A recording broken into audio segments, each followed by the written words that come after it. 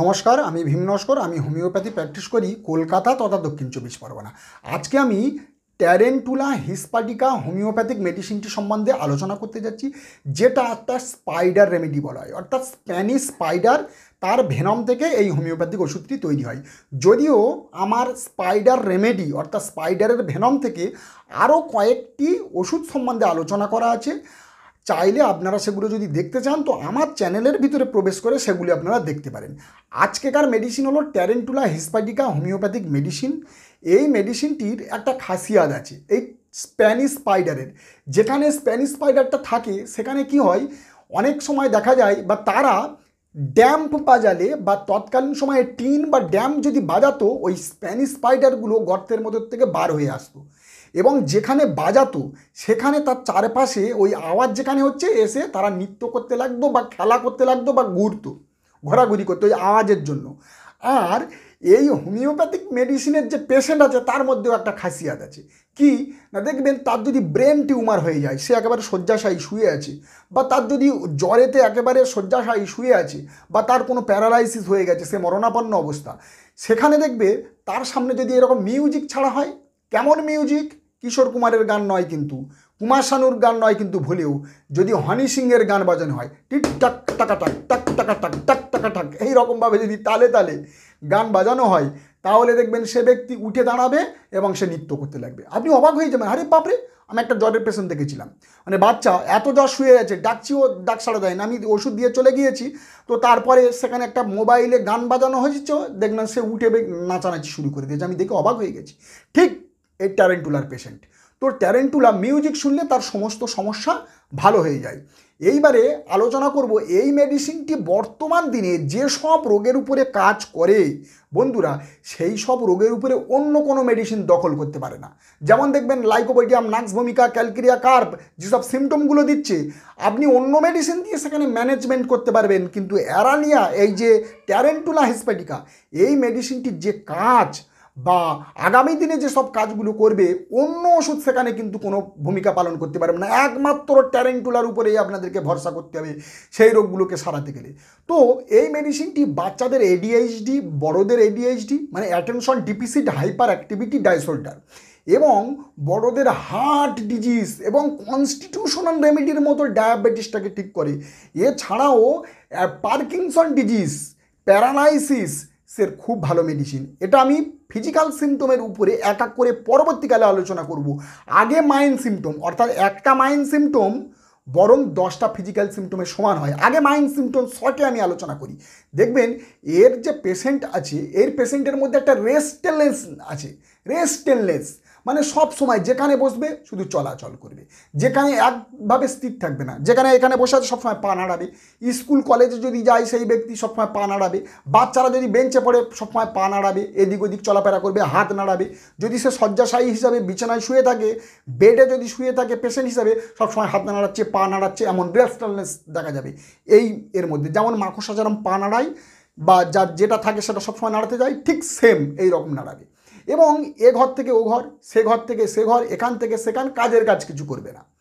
এবং এই যে স্পাইডার রেমেডির যেসব পেশেন্টগুলো আছে খুব চালাক, খুব চতুর হয়। কেমন? অবশ্য যতগুলি স্পাইডার রেমেডি আছে, মেডিসিন আছে, সব মেডিসিনগুলো চালাক, তার থেকে বেটার চালাক হচ্ছে এরা। কারণ কিভাবে প্ল্যান করে মার্ডার করতে হবে এটা একমাত্র ট্যারেন্টুলার পেশেন্টই জানে। কেমন বললাম? মানে এমনভাবে প্ল্যান করে আপনাকে মার্ডার করবে যে কোনো সাংবাদিক, কোনো খবরের পেপারম্যান বা কোনো সিআইডি আপনাকে বুঝতে পারবে না। আপনি বুঝতেই পারবেন না যে সে প্ল্যান করে মার্ডার করেছে। তো একমাত্র ট্যারেন্টুলাই পারে প্ল্যান করে মার্ডার করতে। এবং একমাত্র ট্যারেন্টুলা একটা মেডিসিন আছে যে সব থেকে বেশি পার্টি পছন্দ করে, অর্থাৎ প্রতিদিন যে কোনো না যে কোনো এক সময় ফাংশান, গান বাজনা, পার্টি, এটা নাক্স ভূমিকা পছন্দ করে, কিন্তু সব থেকে বেশি হচ্ছে এই ট্যারেন্টুলা হিসপ্যাটিকা। তো বন্ধুরা, এই মেডিসিনটি এই রকম ধরনের চতুর, এই রকম ধরনের চঞ্চল। এইবারে দেখুন, আরও আমি একটু এক্সাম্পল দিয়ে বলছি আপনাদের কাছে যেমন সে যদি রাস্তা দিয়ে হাঁটে বা হাঁটতে হাঁটতে যাচ্ছে, খুব জোরে জোরে হাঁটবে এরা, এইবারে তার সামনে ধরো কেউ একটু হাঁটছে নর্মাল যেরকম হাঁটে এবং তার সামনে দিয়ে যাচ্ছে, তাহলে তার সামনে সে স্লো হয়ে যাবে, তখন সে জোরে জোরে চেঁচে চেঁচে বলছে, আরে বাবা এ ব্যক্তিটা কি হেঁটে হেঁটে যেতে পারেন না নাকি, জোরে জোরে যেতে পারছে না নাকি, এত আস্তে কেন হাঁটছে?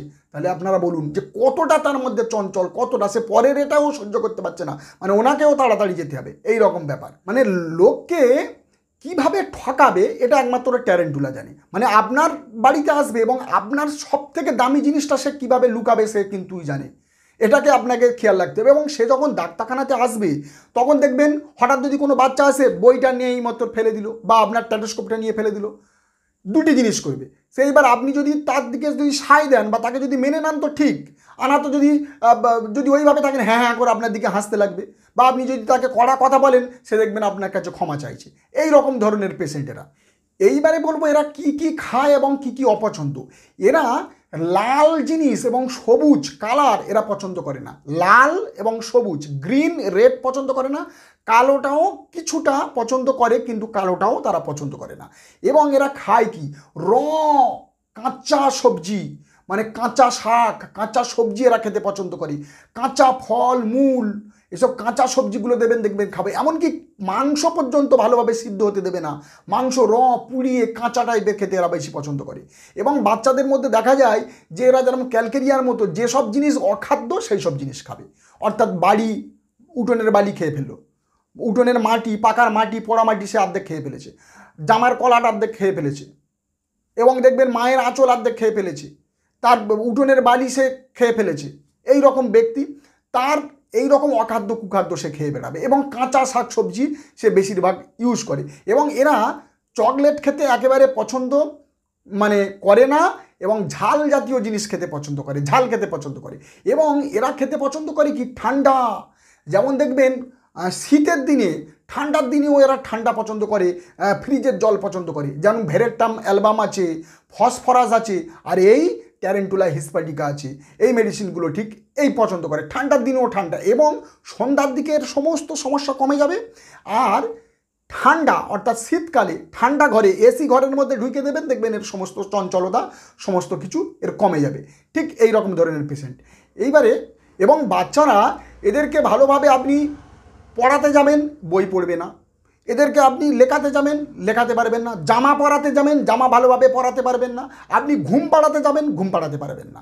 এবং এরা কি করে না, এদের মধ্যে সবসময় একটা কমপ্লেন পাওয়া যায়, স্কুলে গেল দেখবেন বারবার কমপ্লেন আসে। আমি এই রকম পেশেন্ট অনেক কটা ঠিক করেছি, তার মায়েরা এসে বলছে আমার ছেলে এত বদমায়েশ বলার কথা না, খালি খালি স্কুলে থেকে ফোন আসে, স্কুলে থেকে মারামারি করছে, অর্থাৎ কারোর একটু চিমটি কেটে দিল, কারোর মাথার চুল টেনে দিল, কারোর একটু ঠুকে দিল, কামড়ে দিল, এই রকম সে করতেই থাকছে। এবং বাচ্চা কাচ্চার সাথে যখন খেলা করে বাড়িতে তখন দেখতে পাবে তার চুমো খেতে গিয়ে একটু কামড়ে দিল, অনেকে আছে না এরকম একটু ভালোবাসা করতে গিয়ে চুমটি মেরে দিল, অনেক বাচ্চা আছে একটু চোখে খুঁচে দিল, এরকম হয়। তো এই রকম সব সময় করবে। তো এই রকম বাচ্চাকে আমি ট্যারেন্টুলা হিসপ্যাটিকা 200 দুটো ডোজ দিয়ে অনেক বাচ্চাকে ঠিক করেছি এই রকম বদমেজাজি। এইবারে বলবো এদের কি হয় না, এদেরকে সামলানো খুব মুশকিল, এরা ব্ল্যাকমেল করে। ব্ল্যাকমেল মানে কীরকম আমি আপনাকে আরেকটু উদাহরণ দিয়ে বলি, আপনারা বুঝতে পারবেন। ব্ল্যাকমেল মানে স্কুলের টাইম হয়ে গেছে আপনার সাথে ব্ল্যাকমেল করবে, আমার বুক যন্ত্রণা করতেছে, আমার গা মাথা ঘুরতেছে, পেট ব্যথা করতেছে, কোন পায়খানা হবে, কেরকম কেরকম হচ্ছে, ছেলে বলে ফেললো, আপনি বলে গেলেন সত্যি সত্যি, মানে এমন অ্যাক্টিং করবে, অ্যাটিটিউডটা এমন করবে আপনি মনে করবেন সত্যি ওর পেট ব্যথা করছে। যেই স্কুলের টাইম হয়ে গেল, যেই স্কুলের বাস চলে গেল, সেই দেখবেন তার দিব্যি খেলাধুলা করছে, আর কোনো পেটের যন্ত্রণা নেই। আপনি বলে দিব্যি বাবা এরকম কী ব্যাপার অ্যাটিটিউড। যেমন আমি এই অ্যাটিটিউডটা একটু উদাহরণ দিয়ে বোঝাই।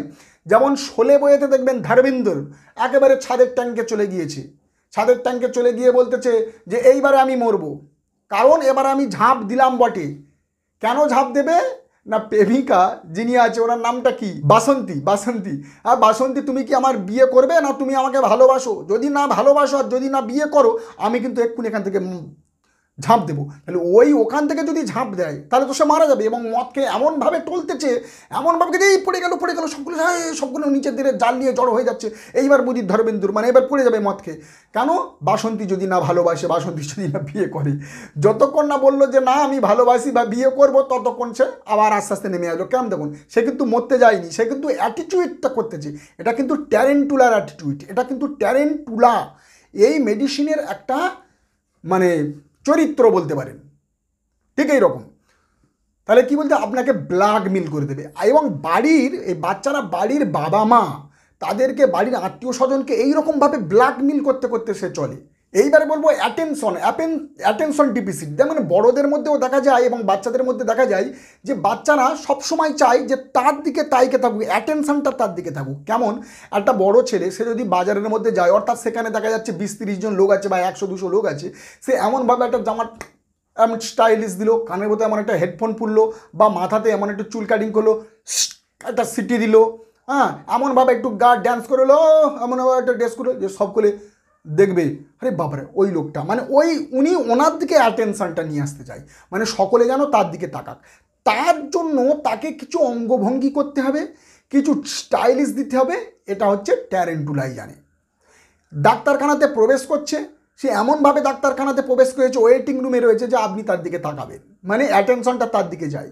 ম্যাডাম ক্লাসে প্রবেশ করছে, বাচ্চা ট্যারেন্টুলার বসে আছে, সে এমনভাবে পা নাড়িয়ে দিল, এমনভাবে একটুকুনি উঠে দাঁড়ালো, হ্যাঁ ম্যাডামের নজর সেই তার দিকে যাবে, মানে অ্যাটেনশনটা তার দিকে যাবে। আপনারা বুঝতে পারছেন, এটা একটু অ্যাটেনশন, মানে অ্যাটেনশনটা যাতে তার দিকে যায়। এইবারে বলবো সেন্সিটিভ টু মিউজিক। মিউজিক মানে কি, দেখবেন অনেক রোগ আছে, মানে অনেক লোক আপনি দেখবেন যে কানে হেডফোন দিয়ে গান শুনছে এবং সে শুয়ে আছে, কিন্তু তার খুব রোগ, মানে তার এমন কন্ডিশন, সে মরণাপন্ন, কানে হেডফোন দিয়ে দিব্যি শুয়ে আছে, সে ভালো আছে, মানে সে হচ্ছে ট্যারেন্টুলা।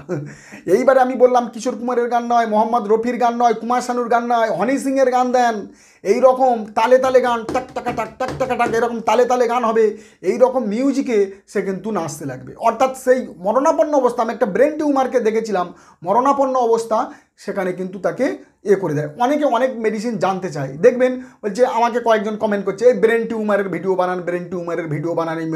একভাবে মেডিসিন বলা যায়, পেটেন্ট মেডিসিন কোনো কিছু আছে, মাদার টিংচার বলুন, এই বলুন। দেখেন বোসলেরিয়া, আমি বলে দিচ্ছি কে আমাকে বারবার বলছে, বোসলেরিয়া সেরেটা একটু যদি বেশি দিন খাওয়ানো হয়, টিউমারের সাইজটা কিন্তু অনেকটা পরিমাণে কম করে, ব্রেন টিউমার সাইজ। যাই হোক, এই যে ব্রেন টিউমারে সে শুয়ে আছে, মাথা তুলতে পারছে না, একটা মিউজিক যখন ছাড়ানো হয়েছে, সে ব্যক্তি উঠে দেখি না গা হাত পা দোলাচ্ছে। আরে অবাক, আপনি দেখে অবাক, এটা কী করে হয়? এটা হচ্ছে ট্যারেন্টুলা। তো ট্যারেন্টুলার পেশেন্ট সেন্সিটিভ টু মিউজিক, অর্থাৎ মিউজিক শুনলে তার সমস্ত রকম সমস্যা সেই টাইমটা ভালো হয়ে যায়। তো বন্ধুরা, এই পর্যন্ত ছিল মাইন্ড সিমটম, আমি শর্টে আলোচনা করলাম, আরও হয়তো কিছু বাকি আছে, সব কিছু তো আলোচনা করা যায় না। এবার বলো ফিজিক্যাল সিমটম। ফিজিক্যাল সিমটমে আমি বলছি হার্টের সমস্যা ভালো করে, ডায়াবেটিসের কনস্টিটিউশনাল মেডিসিন একটা, এবং এটা হচ্ছে কি না পার্কিনসন ডিজিজ, প্যারালাইসিস এবং ADHD, attention deficit hyperactivity disorder. মানে এই যেটা এতক্ষণ ধরে আমি আলোচনা করলাম, এটা কিন্তু এডিএইচডি বাচ্চাদের মধ্যে পড়ে গিয়েছে।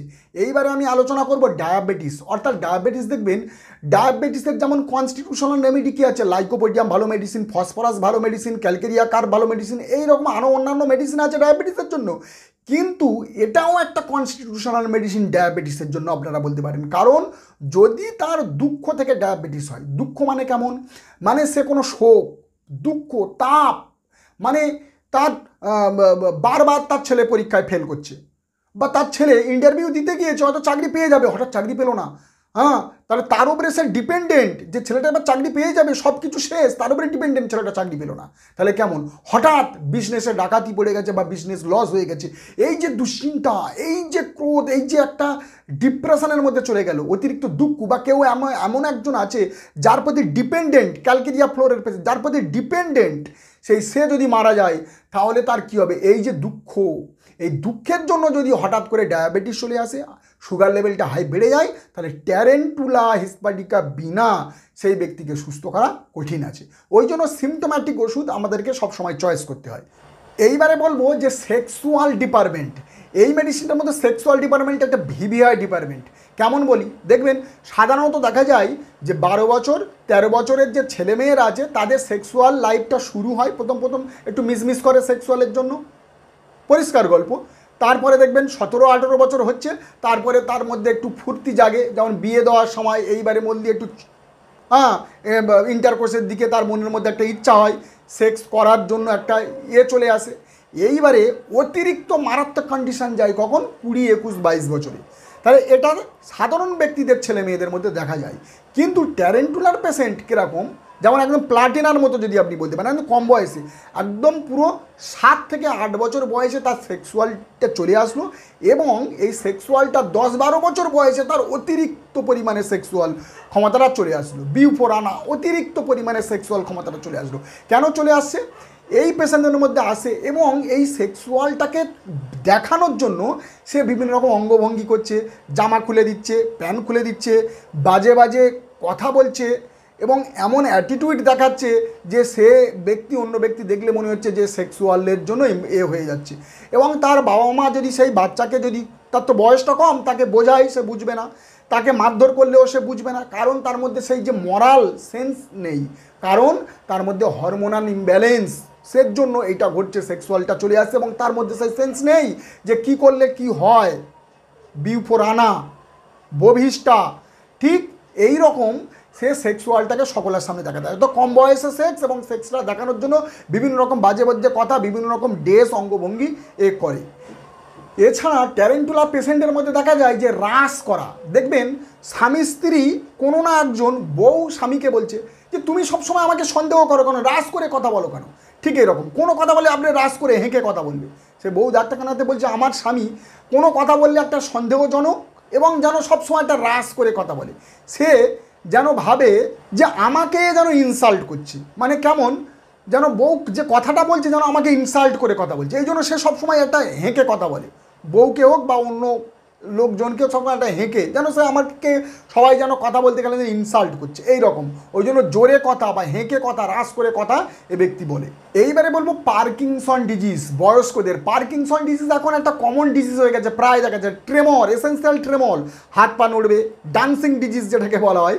আমি এর আগে একটা এই স্পাইডার রেমেডি সম্বন্ধে আপনাদের কাছে আলোচনা করেছিলাম, যেটাকে কোরিয়া ডিজিজ বলা হয়। অর্থাৎ পার্কিনসন দেখবেন তার হাত পা নড়ছে, মাথা নড়ছে, ঠ্যাং নড়ছে, কারণ এই রকম নড়া, গা হাত পা নড়া, এই যে পার্কিনসন, এটা একটা ব্রেনের অটোনিউন ডিজিজ, মানে ব্রেনের কোনো কনডিশন থেকে হয়, বা দীর্ঘদিন কোনো মেডিকেশান চলছে, কোনো ওষুধ চলছে, কোনো ক্যান্সারের ড্রাগ চলছে, দীর্ঘদিন ঘুম হচ্ছে না, তার জন্য এইসব সমস্যাগুলো চলে আসতে পারে।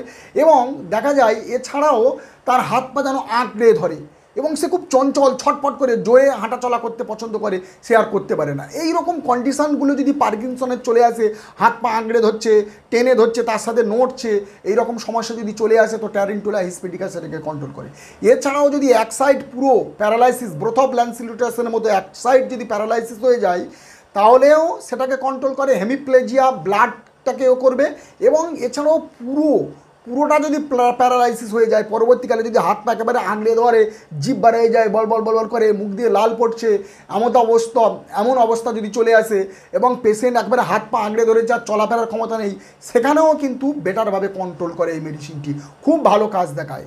আপনারা এই মেডিসিনটিকে ইউজ করেন না, কিন্তু এইসব কন্ডিশানে একবার ইউজ করে দেখবেন। দেখুন, ক্যান্সার একটা বড় সাবজেক্ট। গল ব্লাডার ক্যান্সারে যদি রক্তক্ষরণ হয়, এছাড়া কোলন ক্যান্সার, ব্লিডিং হচ্ছে, কালো পায়খানা হচ্ছে, হ্যাঁ, যেমন কোটেলাস হরিডাসের মতো, এতে আপনারা ইউজ করতে পারেন। কিন্তু ক্যান্সার বড় সাবজেক্ট, শুধু একটুখানি বললে হবে না যে আপনার ক্যান্সারের জন্য ব্লিডিং হচ্ছে, বা সবসময় একটা নসিয়া ভাব, সেখান দিয়ে কালো পায়খানা হচ্ছে, তাতে ইউজ করবেন। কিন্তু কোলন ক্যান্সার, গলব্লাডার ক্যান্সার এবং আরও স্টোমাক ক্যান্সার, এদের বিভিন্ন কিছু সিমটম আছে, এই ট্যারেন্টুলা হিস্প্যানিকা ইউজ করা হয়। শুধু একটা কথাই ইউজ করা যাবে না। এইবারে বলবো হার্ট ডিজিজ। দেখবেন হার্ট ডিজিজে খুব ভালো কাজ করে। যেমন দেখবেন রিউমাটিক হার্ট ডিজিজ, অর্থাৎ হার্টের ভাল্বগুলো খারাপ হয়ে যায়, যেমন মাইটাল রিগার্জিটেশন, মাইটাল স্টেনোসিস, এইরকম যদি সমস্যা হয়ে যায়, হার্টের যদি ভাল্ব খারাপ হয়ে যায়, তো সেখানে দেখবেন বুকের মধ্যে সবসময় একটা ব্যান্ড সেন্সেশন, একটা চেপে ধরা মতো ভাব হবে। তার সাথে যেমন গলাটা একদম বসে আসতে, টেনে ধরছে, চেপে ধরছে, এই রকম সেন্সেশন। এবং দেখবেন এই হাত বরাবর চলে যাবে, এই যে ভারী অবস্থাটা, আপনি আর হাতটাকে দেখবেন খুব ভারী হয়ে যাবে, বুক ভারী, হাত ভারী হয়ে যাবে। এবং হাতগুলোকে সবসময় একটু ম্যাসেজ করলে যেন আপনার ভালো লাগবে, স্প্রেড করলে, হাতটা ছাড়িয়ে দেবেন, ভালো লাগছে, ওপর দিকে তুলবেন, সবসময় ওপর দিকে হাও করে হাই তুলে উপর দিকে হাত পা এরকম করে ছাড়াবেন, দেখবেন আপনার খুব ভালো লাগবে, আরাম লাগবে। এবং রুগী সবসময় এই যে হার্ট, বুকে একটা ব্যান্ড সেন্সেশন, চেপে ধরার জন্য হাত সবসময় খেলিয়ে বুকটাকে স্প্রেড করে, মানে যেহেতু বুকে চাপবোধ, এরকম শ্বাস নিয়ে চাপ নিয়ে তারা এইরকম করতে সবসময় হ্যাবিট হয়। ওই জন্য অনেক রুগী আসলে যে বুকের মধ্যে একটা চাপ সৃষ্টি হয়, ডাক্তারবাবু হাতটা উপর দিকে করলে একটুখানি ছাড়ালে আমার যেন একটু আরাম বোধ হয়। তো এইরকম কন্ডিশানে, এইরকম হার্ট ডিজিজের এই সিমটম পেলে কিন্তু এই মেডিসিনটি দারুণ কাজ করে। আর তার সাথে সারা দিন রাত্রি প্যালপিটেশান, অর্থাৎ বুক ধড়ফড়ানি তার সাথে থাকবে। বুক ধড়ফড়ানি মানে প্যালপিটেশান, বুক ধড়ফড় ধড়ফড় ধড়ফড় করবে। এবং এই বুক ধড়ফড়ানি তার দেখা যাচ্ছে দিনের বেলা, মানে এমনি সময় বুক ধড়ফড় করছে, বাইরে থেকে যেন তার প্যালপিটেশানটা শুনতে পাচ্ছে, এই রকম বুক ধড়ফড়ানি। আর তার সাথে এনজাইটি, ঘাবড়াহাট, ডিপ্রেশান, মানে তার সময় চঞ্চল হয়ে যাবে, ভয় লাগবে, ঘাবড়াহাট, যেমন আর্সেনিকের মতো এই রকম সমস্যা দেখা দেবে। তো এই রকম সব কন্ডিশানকে, এই হার্ট ডিজিজকে কন্ট্রোল করে ট্যারেন্টুলা হিস্প্যাটিকা। তো নেক্সট আলোচনা করব এপিলেপটিক কন্ডিশান, মানে হিস্টেরো এপিলেপসি। অর্থাৎ কিছু কিছু হিস্টেরিয়ার পেশেন্ট আছে, তাদের এপিলেপসি হয়।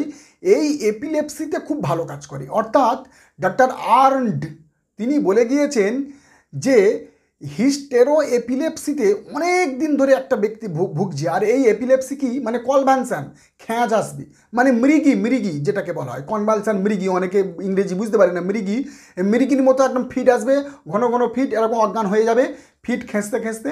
তো এই রকম কনভালশন এপিলেপসি যারা হিস্টেরিয়ার পেশেন্ট, মানে দীর্ঘদিন ধরে নানান চিন্তা ভাবনা, শোক দুঃখতে যেন মরমরে হয়ে গেছে, হিস্টেরিয়া পেশেন্ট যেগুলোকে বলা হয়, আর তাদের এইরকম এপিলেপটিক কন্ডিশান। এছাড়াও এপিলেপসি পেশেন্ট যারা আছে, ঘন ঘন ফিট হওয়া বা এই ফিটটা অনেকক্ষণ ধরে চলতে থাকা, এই রকম কন্ডিশানে এই মেডিসিনটা ছাড়া অন্য মেডিসিন দিয়ে ডাক্তার আর্নড তিনি বলছেন যে আমি অনেক দিন ধরে ট্রিটমেন্ট করেছি হিস্টেরিও এপিলেপসিতে, ট্রিটমেন্ট করে কোনো ফল পাইনি অনেক মেডিসিনে, কিন্তু এই ট্যারেন্টুলা হিস্প্যাটিকা এই মেডিসিনটি 2-3 দিন ব্যবহার করার পরেই তার এই রকম এপিলেপটিক কন্ডিশান পুরোপুরি ঠিক হয়ে গেছে। এবং তারপর থেকে এই এপিলেপসি কন্ডিশানে এই মেডিসিনটি দেখা গিয়েছে রামবার কাজ করে, খুব ভালো কাজ করে। আপনারা ট্রাই করে দেখবেন এপিলেপটিক কন্ডিশান, অর্থাৎ মৃগী কনভালশন। তো বন্ধুরা, আরও এর অনেক কাজ আছে। তো এই মেডিসিনটি কোন মেডিসিনের সমগ্রত্ব, যেমন দেখবেন আর্সেনিক, পাইরোজেন, ইচিনিসিয়া, ক্রোটেলাস, বেলেডোনা, এই রকম ধরনের যেসব মেডিসিনগুলো আছে, ট্যারেন্টুলা কিউবেন্সিস আর এই ট্যারেন্টুলা হিস্প্যাটিকা, এই রকম সমঘনত্বের মেডিসিন এই মেডিসিনগুলো ডিপ অ্যাক্টিভ মেডিসিন। তবে মাইন্ড সিমটমগুলো বেটার। আর এই মেডিসিনটা আপনারা একা খবরদার নিতে যাবেন না। 200 পোটেন্সি, 30 একেবারে রেয়ার, 200 পোটেন্সি সবথেকে ভালো। এবং ডিপেন্ডিং অন ইচ পেশেন্টের কন্ডিশান অনুযায়ী অবশ্যই ডাক্তারের পরামর্শ ছাড়া আপনারা ইউজ করবেন না। এবং এই পর্যন্ত থাক। গরমের দিনে আরও কিছু আলোচনা করার ছিল, তো ভিডিওটা অনেকটা লেন্থি হয়ে যাচ্ছে। যারা আমার চ্যানেলে নতুন, অবশ্যই চ্যানেলটা সাবস্ক্রাইব করবেন, বেল আইকনটি প্রেস করবেন, যাতে এই রকম ধরনের ইনফরমেটিভ ভিডিও সবার আগে আপনাদের মোবাইলে পৌঁছে দিতে পারি। এবং যারা আমার চ্যানেলে নতুন, তারা অবশ্যই চ্যানেলটা সাবস্ক্রাইব করবেন, লাইক করবেন, শেয়ার করবেন। এবং যতক্ষণ না একটা নতুন ভিডিও নিয়ে আসছি, ততক্ষণ না আপনারা ভালো থাকবেন, সুখে থাকবেন। নমস্কার।